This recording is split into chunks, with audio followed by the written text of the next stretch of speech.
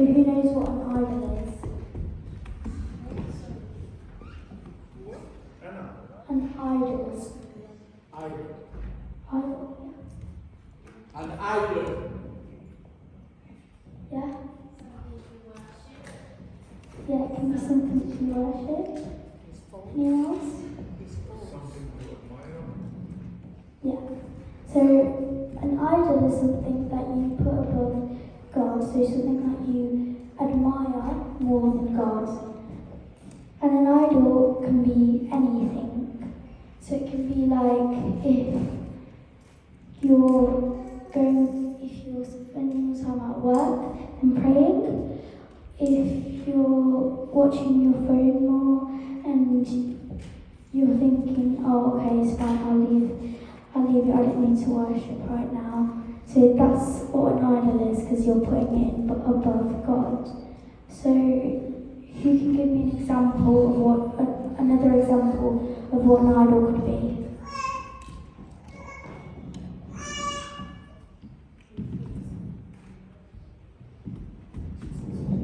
Anyone? Your wife can be an idol. What? My wife can be an idol. All I have to Your partner can be idols. That's not possible. Your work can be an idol. Yeah. So all these things are idols, and it says in the Bible that we shouldn't admire anything above God. So can someone please read Matthew chapter 6 verse 24?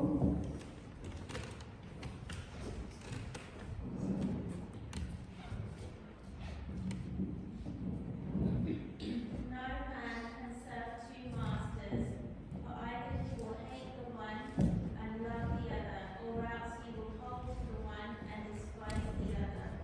You cannot serve God and mammon.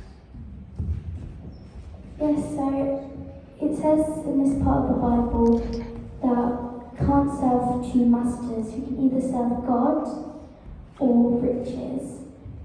We need to choose one, because if you serve two masters, you'll either love one and hate the other.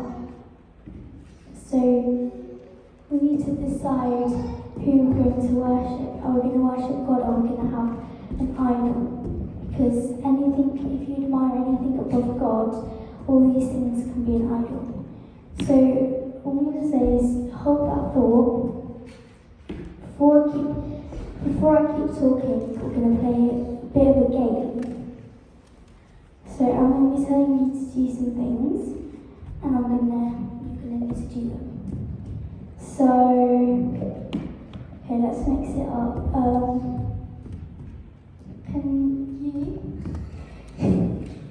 swap places with pasta? So can you swap places? So you sit there. No pasta, you come here.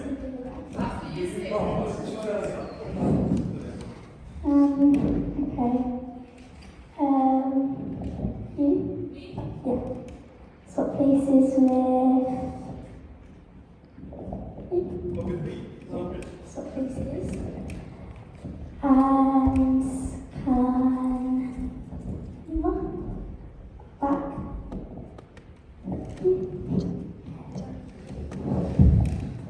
Yeah, can you swap places with you? So can you swap places? Change color, sit down.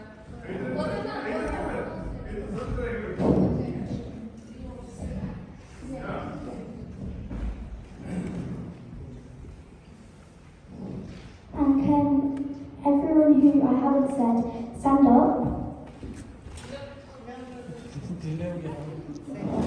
No, everybody who she didn't say. So yeah, that's it. The rest of you guys. Oh, that's what we think. Yeah. Okay, can you spin around and say Jesus loves me? So can you spin around? Turn around and say it. Okay, then you can sit back down. People right there, tell people just love me. And sit down. And sit down. Okay, so the reason I did that which was really strange, is to change things up and to get everyone out of their comfort zones. Because remember, back on the topic of idols, when we come to church or any place, we normally have our own comfort zones, our own routines, and like, this is what I'm going to do, this is where I'm going to sit, these are the things I'm going to say, and we always follow those routines. But sometimes we need to change things up and get out of our comfort zones, to talk to people about God, maybe to get time out of work or watching our phones to pray.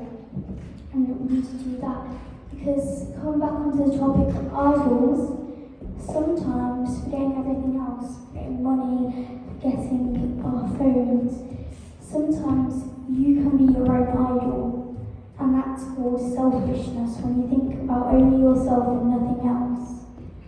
And you can idolize yourself, and you can put your own comfort zone and everything in front of, give it a better position than God.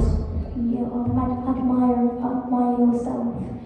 But the truth is, if you can't get out of your own comfort zone and routine to worship God, if you can't change everything that you do daily so that you can make time to pray, how are you going to change your life for God?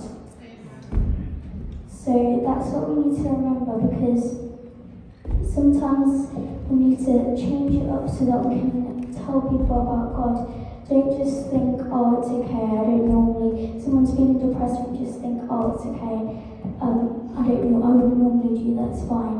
You need to get out of your comfort zone and go and talk to that person.